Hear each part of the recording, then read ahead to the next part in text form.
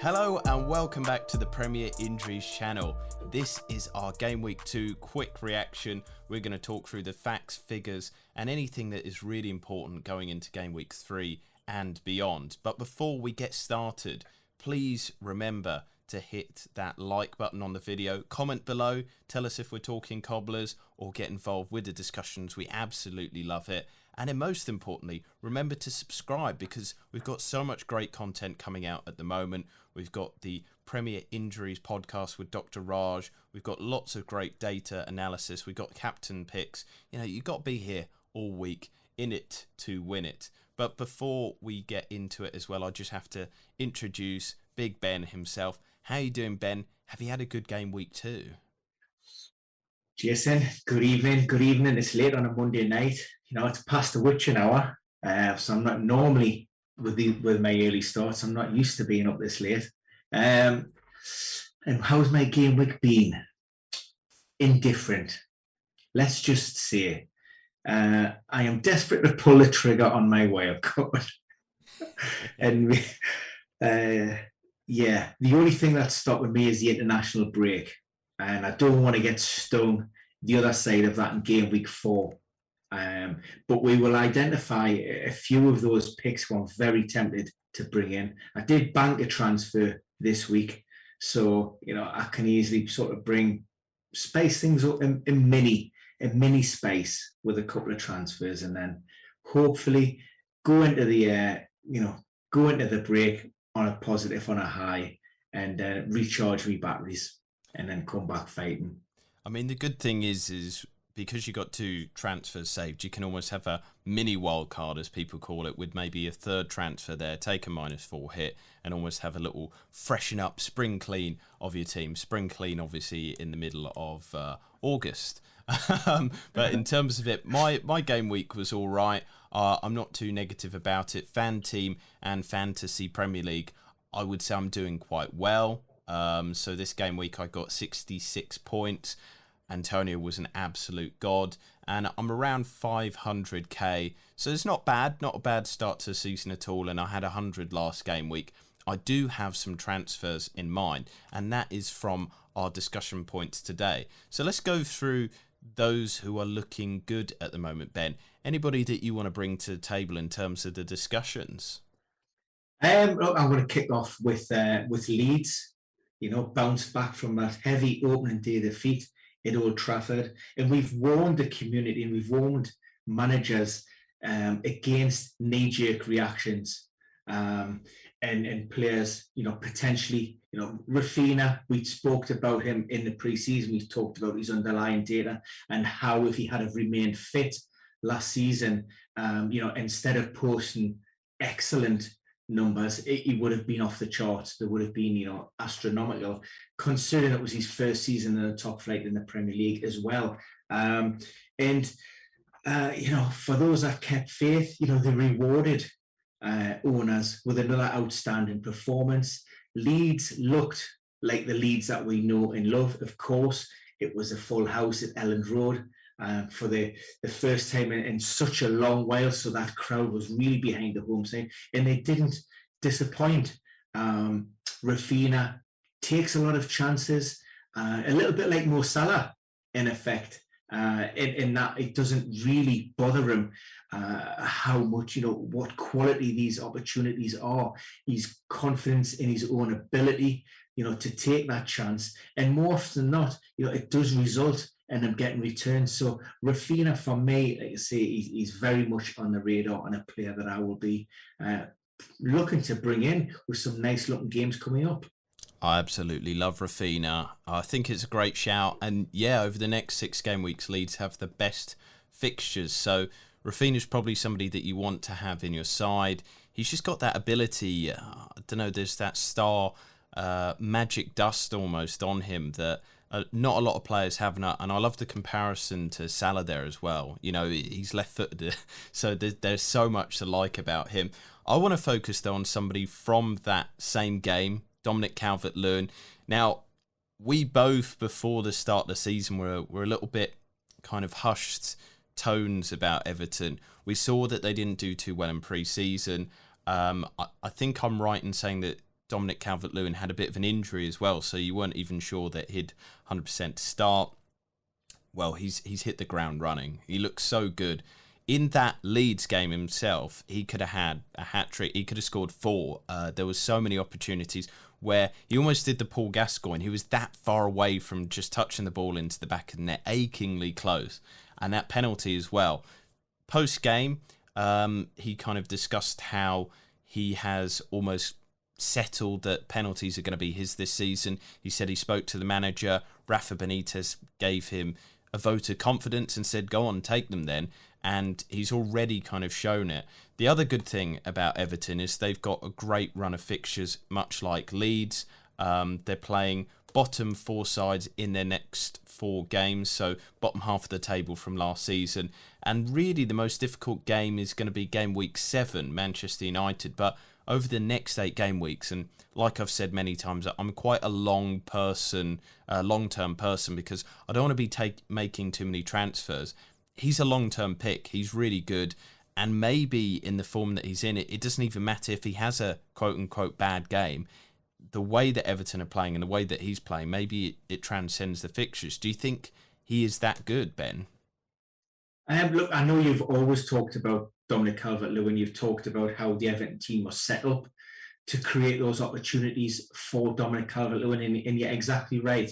He returned late following his involvement at the Euros, and then on his return to training, he picked up a toe injury. That kept him out of the final pre-season game at Old Trafford, a game that Everton lost 4-0.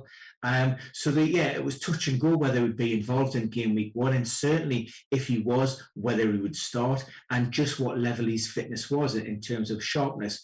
But yeah, you cannot question that he has come in and he's absolutely hit the ground running. And I suppose that's testament to the work that you do as well, and looking at that underlying data and having confidence. I never shared that confidence and optimism.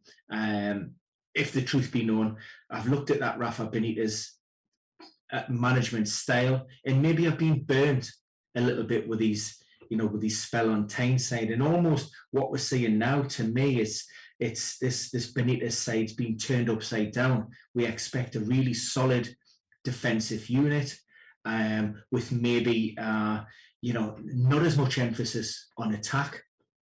Whereas at the minute, what we're seeing is Everton and the Toffees aren't really defending that well, but they're getting lots of crosses in the box. There's a lot of offensive, potential there for them, and I think that's pleasing for Everton. And maybe he's made that decision to consciously go out and attack teams because he's come in to this managerial role, against under a bit of a cloud in terms of his recruitment, and he's obviously his allegiances to Liverpool previously, so he cannot really afford to just sit there and allow Pierre to attack and play on the counter. They have to really go out and grab the games by the scruff of the neck, and that's maybe a slight change in his philosophy based on the circumstances of appointment.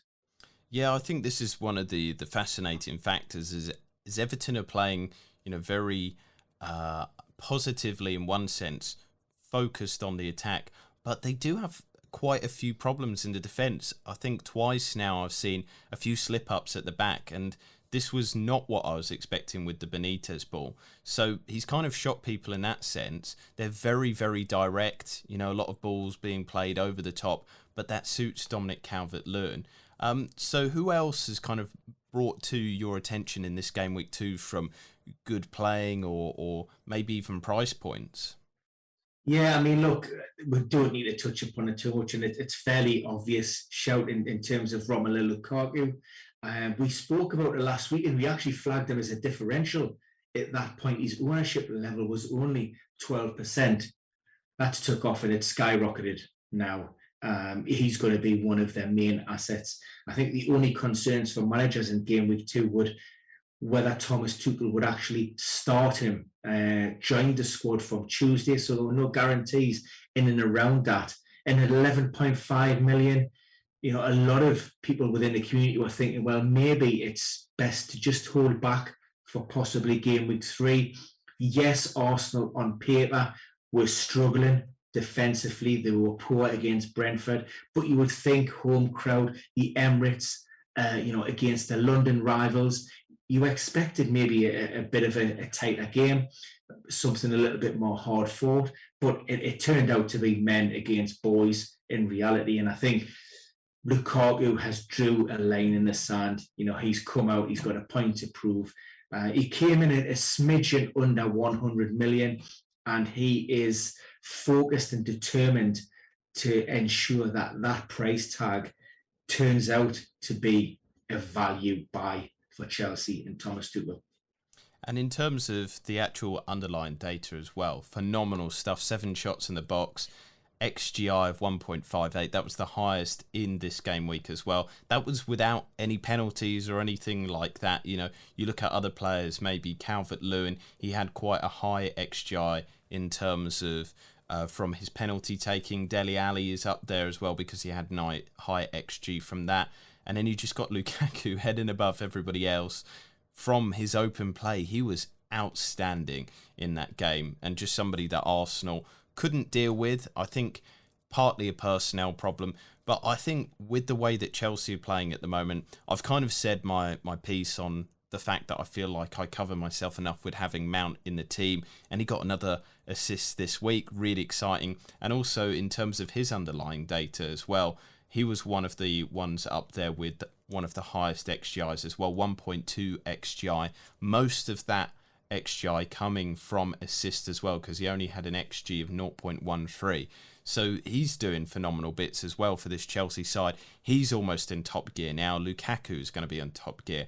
I do want to raise attention. I don't think he's too much of a differential, but Antonio tonight, absolutely love watching him. He was fantastic, wasn't he, Ben? And the West Ham team are looking good. The only caveat, maybe this is more of the kind of be careful with these players category that we'll come on to in a minute or so. But the only worry with him is obviously when the Europa League starts, it's going to be a bit of a problem. But yeah, who's the final one that you want to bring attention to in terms of Game Week 2? Who's been brought to your attention? Yeah, I mean, who doesn't love a 4 million defender as it currently stands, especially now Konstantinos Tsimikas could be soon departing. We've seen the return of Andy Robertson to the Liverpool bench at the weekend, and Tsimikas, as his swan song, if it turns out to be that way, ends up with an assist and a clean sheet. He has been the perfect £4 million enabler that you could ever wish for over these couple of game weeks with Robertson being out. But we know that his time in that Liverpool starting 11 is limited. The chances of him starting once Robertson is fully fit are slim to absolutely none. But we've seen the emergence of 2 other sort of defenders, and I just want to touch upon that, and one that I'm slightly warmer to than the other. Shane Duffy, first and foremost, down at Brentford on the south coast there. He's a player that was way out of favour under Graham Potter. He didn't have much of a look in last season, had a very unfortunate loan spell at Celtic. It didn't really work out for him there.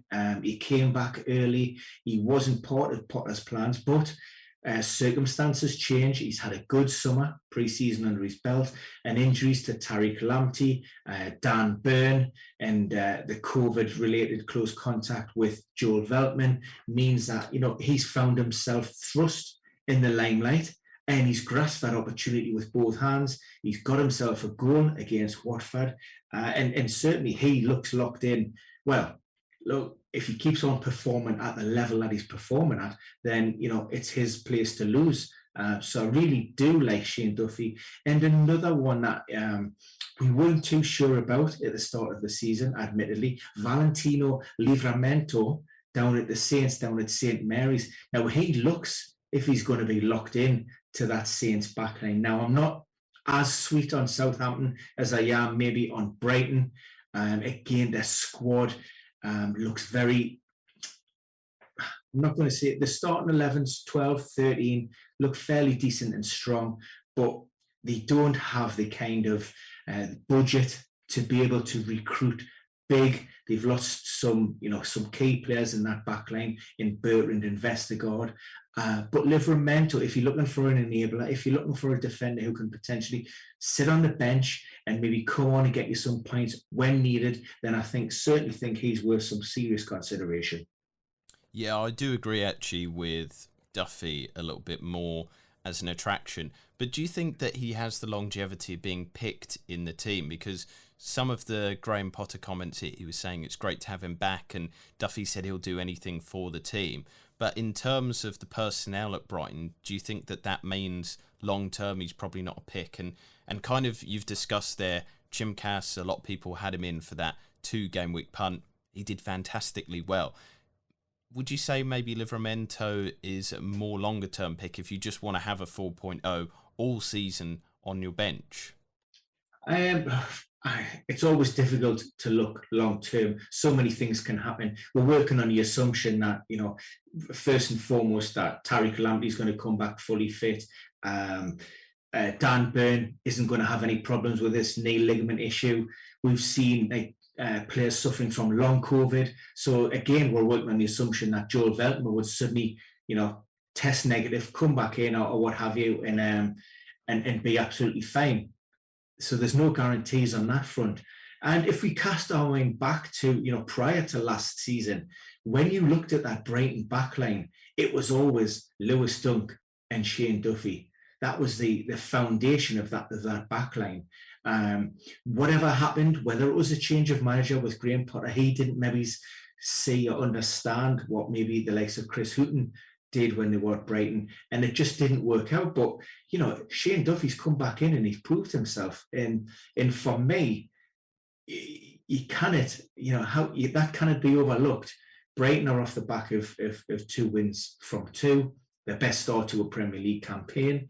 And I just think, maybe Brighton have got that little bit of strength and depth within the squad, and players are going to be, they have to play for their places. And you get the shirt and you perform well, then you deserve to keep that shirt. But and with Livramento, again, we're talking about a player who's just come into the league.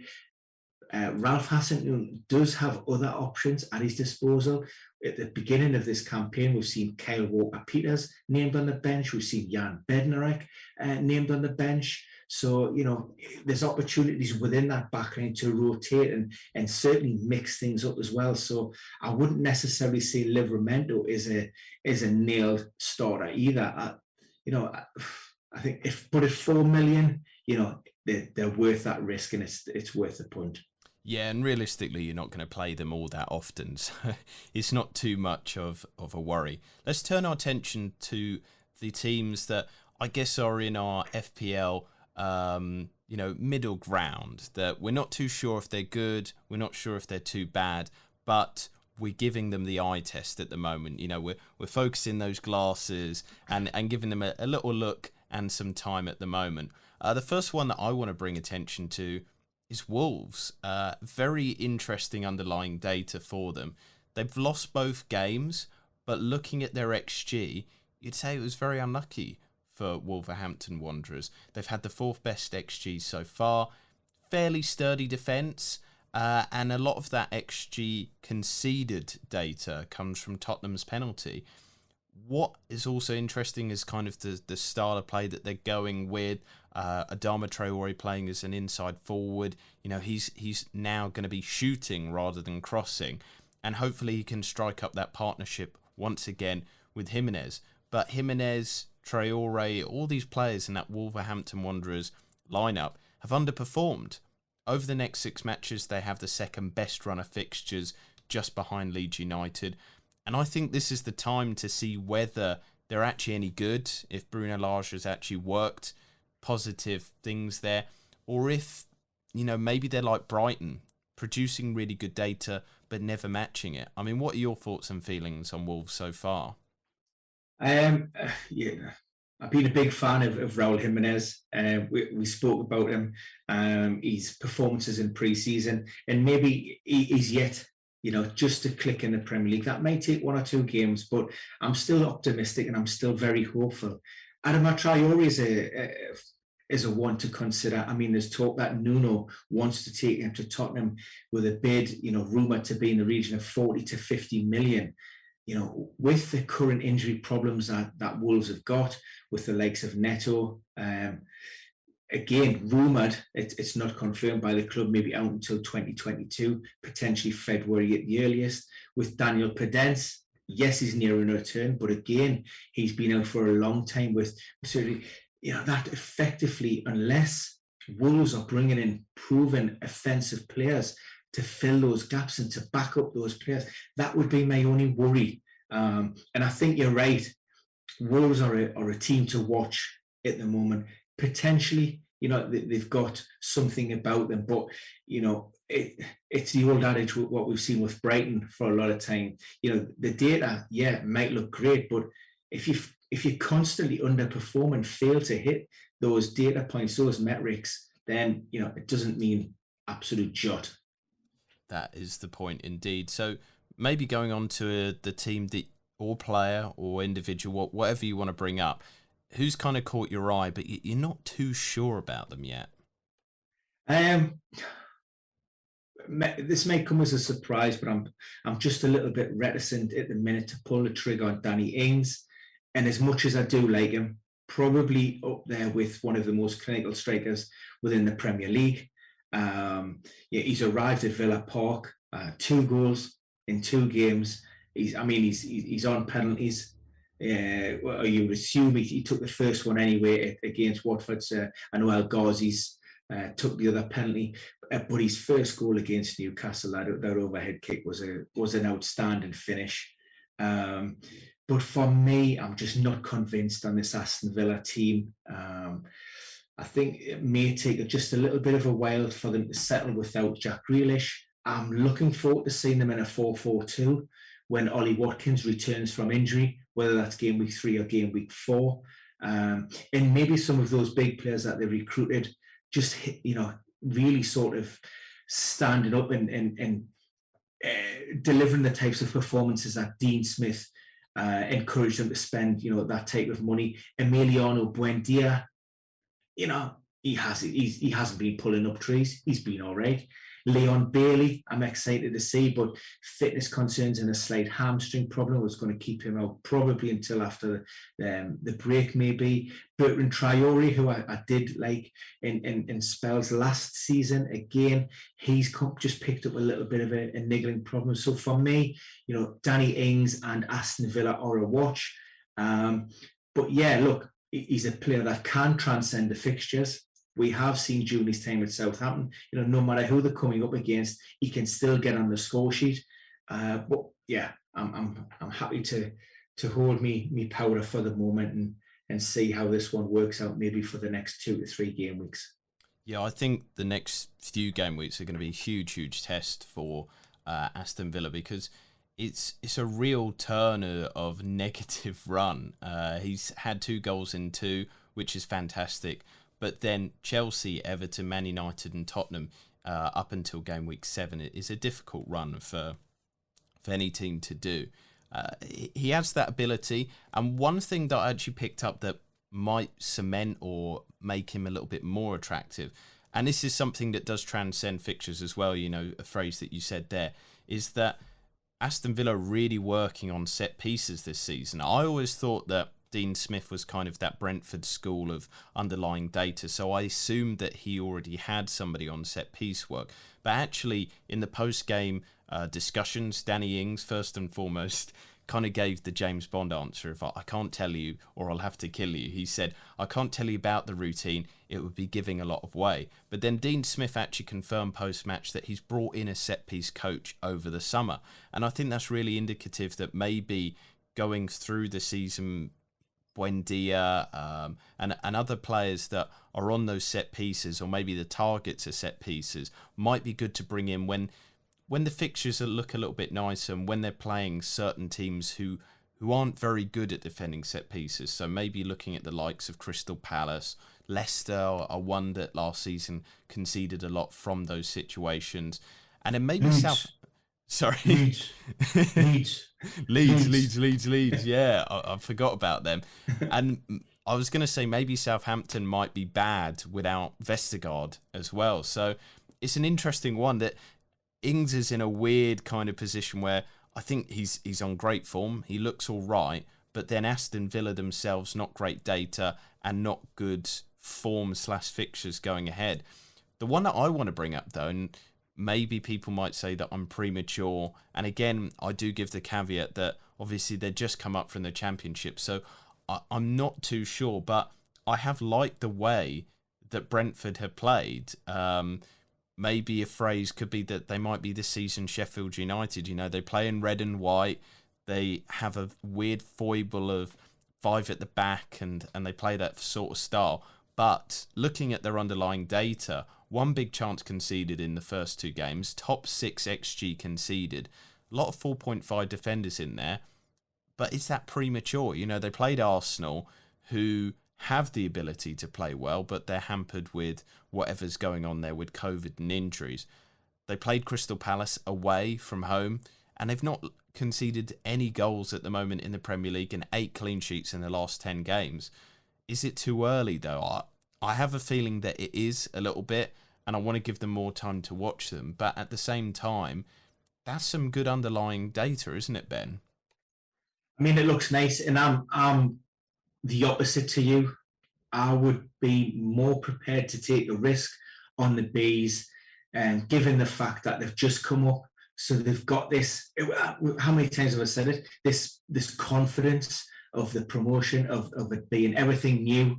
So they're going to have this buzz and energy around the squad where they want to go out and impress their supporters. They're playing in grounds on the biggest stage, in front of the TV cameras. This is an opportunity for players to, and it may only be a one season, one shot for some of these players. If they drop out back down to the second tier, you know, they may never ever play Premier League football again. So while the weather's nice and while things are fresh and exciting and they're getting good results and they're getting the momentum, for me, if you're going to invest in that Brighton team, now is the time to do it, because we know how unforgiving the Premier League can be, and you can lose a game and you can lose a second. Before you know it, you can lose 5, 6, 7 games in the blink of an eye, given the quality of some of the opponents that you come up to face. So for me, like I say, if I was looking at Brentford, then now would be the time for me, and take a bit of a punt until, their form, that level of performance may swing, but it may not. And they may continue in that Sheffield United vein. And you want to be on there at 4.5 million or what have you, those backlines. So, I mean, looking at the fixtures, next 3 is good. So medium term, they're pretty good own.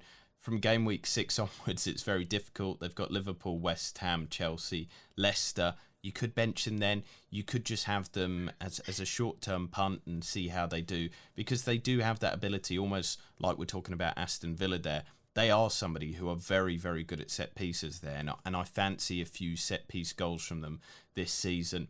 Let's move it into the teams to definitely avoid, though, at the moment. Who do you want to start us off with, Ben? Yeah, look, I'm not going to labour any points here, and I don't really feel a need to. Arsenal, apologies, I know it's your team. They can use the excuses of injuries and COVID. Well, you know what? Get a grip. Every team in that top flight has been affected in one way, shape or form through injury and COVID. Mikel Arteta shows, maybe, is it a lack of experience or is it a stubbornness to try and, even change and maybe accommodate a new style around the personnel that he has at his disposal. And it just goes to show that their squad is not good enough. Maybe the starting 11 is when fully fit, but historically, we know that Arsenal are rarely fully fit. And I just, for me, doesn't instill any confidence whatsoever. You can talk about this transitional period and how they're building for the future, and it's a long-term project. What a load of bollocks, because you keep on performing like that, there ain't no long-term project because you're out the door.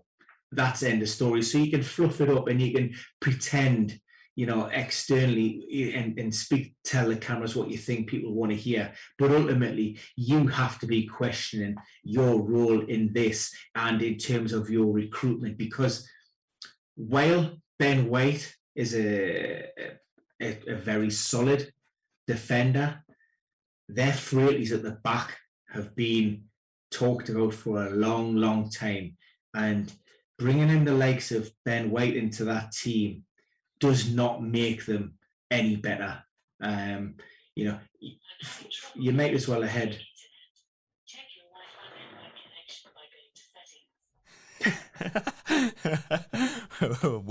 What is that? You got a secret woman in the room, Ben? I think that is Alexa. I think. Oh, Alexa. Whatever I said there, Alexa's responding. Maybe she agrees. Maybe she agrees that Arsenal just can't cut the mustard.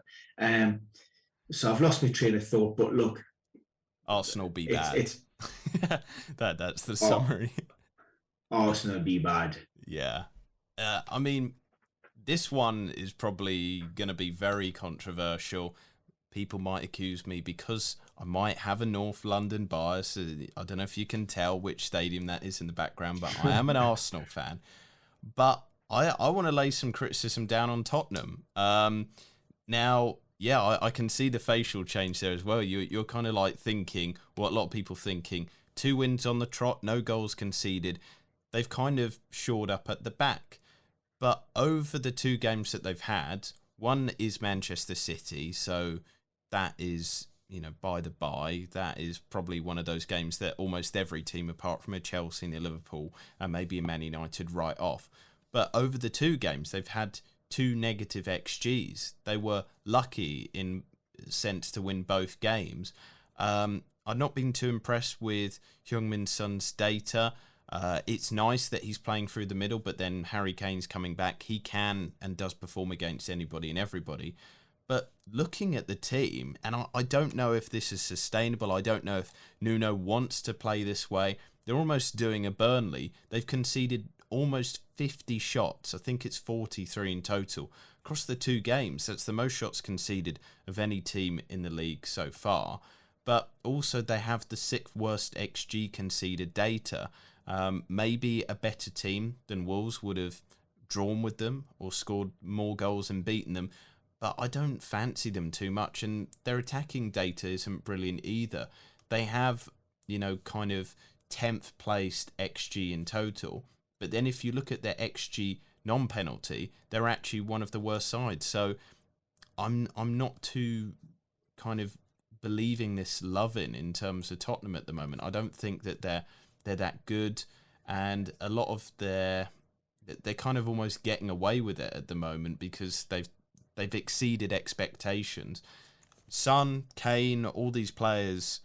Son and Kane are world class, and they can exceed XG. But if the team are playing this badly and allowing this number of opportunities, not great in terms of chance created. They've only 1 big chance created across the 2 games, which again is a very low piece of data. I'm not sure if they can carry on grinding out results like this, or is Nuno just kind of doing what he did at Wolves, really sturdy at the back, and then just a counter-attacking goal and kind of bringing in the big teams. I don't know. I'm negative on Spurs at the moment. I mean, it's a big call, Jay. It certainly is. Not many people, if any at all, would have expected Tottenham to pop up on the bad list. Look, on the face of it, on paper, you're talking about a team, 2 clean sheets, maximum points. They beat the champions without Harry Kane. So you can only assume that if Harry Kane remains at Tottenham, they're only going to get stronger and better, and they're only going to improve. So yeah, looking at that, but almost is there a point? Is this the polar opposite of the Brightons of this world that continually underperform the data, and therefore there is the hope? But to me, almost you have this Tottenham who are, look, yeah, the data says they should be this bad, but actually they're not. And where does maybe where's the line between maybe the data, the eye test, and the reality. Yeah. Where does that merge, and how does it become fair? Where do these lines become blurred? Because to me, I know what you're saying. You're saying Spurs are a car crash waiting to happen based on the data. You concede 43, 44 shots across 2 games. On other days, Hugo Lloris has a stinker and Tottenham are conceding 2, 3, 4 goals. But what's to say that Hugo Lloris has a player of the season, string of performances, and Tottenham continue to defy the data, and that run under Nunes, they just plod away under the radar and keep on getting those wins. So I think it is a big call. It's a brave call, and it'll be very, very interesting to see again how this one pans out. I mean, last season they did the same sort of thing. I think they've done it for quite a few seasons now, that they've over-exceeded XG and things like that. And this is the point that I brought up to Chris Miller, was almost the fact that if you can overperform XG, it shows that you're a good team. And that kind of said to me that Jose Mourinho was managing players that could probably play better, but they weren't being utilised too much. But I'm not sure if Nuno has got them playing much, much better. The midfield is still not being utilised. They're kind of quite reliant on a lot of stuff going through their wing backs and getting the ball up quickly, through their wingers. You don't often see them kind of making a good passing through the middle kind of play. They do have a good set of games in the next 2 in terms of Watford and then Crystal Palace. But then they have Gameweek 5, Chelsea, Gameweek 6, Arsenal. Arsenal we'll see what they're like. But it's a North London derby, and anything can and does happen in a North London derby. Up until Gameweek 10, it's a real mixed bag. They've got 4 difficult games: Chelsea, Arsenal, West Ham, Man United. But then they have 4 really nice fixtures in Watford, Crystal Palace, Aston Villa, and Newcastle. And just my thinking is when you get somebody in like Son, who's scored against Man City, but how many of those games would you captain him for? You'd probably consider him for Watford, Crystal Palace, maybe Aston Villa and the Newcastle ones. But in those other ones, is he a big kind of asset that you've spent a lot of money on, that you're not even sure if he's going to get anything in that sort of game? If it was Tottenham of a few seasons ago under Pochettino, you'd go yes. But I'm not so certain now. They're not the Tottenham that they once were, where you could confidently say. And so far, it's 2 weeks worth of game data, so I don't want to go too far ahead. But I'm just not too sold on them at the moment in terms of the eye test or their underlying data. But I could be wrong. I could be a little bit biased because obviously I'm an Arsenal fan. But I'm just kind of looking at the facts, and at the moment they've scored 2 goals. One of them was quite lucky, the Son goal. It was beautifully taken. The other was a penalty. Otherwise, they're drawing 2 games, and it's a totally different narrative. So at the moment, I think that they're overperforming. They have the ability to overperform, but for the price points that they have, Son is not enticing to me. Maybe somebody like Reguilon might be, but I'm not 100% sure if they'll keep getting those clean sheets as well. We'll just have to see. But it's a big call, and maybe one that we could possibly end on, unless you've got anybody else to bring to the fore, Ben. Yeah, I mean, no major surprise. The only one that I was going to touch on was Burnley, for obvious reasons. When I looked at doing the starting 11 this season for Burnley, of all of the clubs in the top flight, they were the only one that I could have looked at the last game of last season and then just went, well, in theory, that a starting 11 copy and may paste not change. There's been a severe lack of investment, and they're just 1 or 2 injuries. They could go down this season for me. So yeah, but that'll not come as any great big surprise to anybody. The only big concern or the big disappointment is maybe we had Chris Wood last season, who was a great shout. this season, again, whether it's his involvement with the Olympics with New Zealand, started a little bit slow. Ashley Barnes is back, but there's nobody really in there that I'm liking down at Turf Moor. Well, that is the insight then. We've given you the good, we've given you the meh, and we've given you the bad for Game Week 2 and beyond. Let's hope that this information is useful. I hope that it's not going to bite me in the buttocks talking about Tottenham. But I did make the call of West Ham this week, so I'm kind of happy about that. But for now, we're going to say goodbye. Just to remind you once again, do like the video, do comment below, get involved. Am I wrong about Tottenham? Have I misread the data? Have I not been watching these games close enough?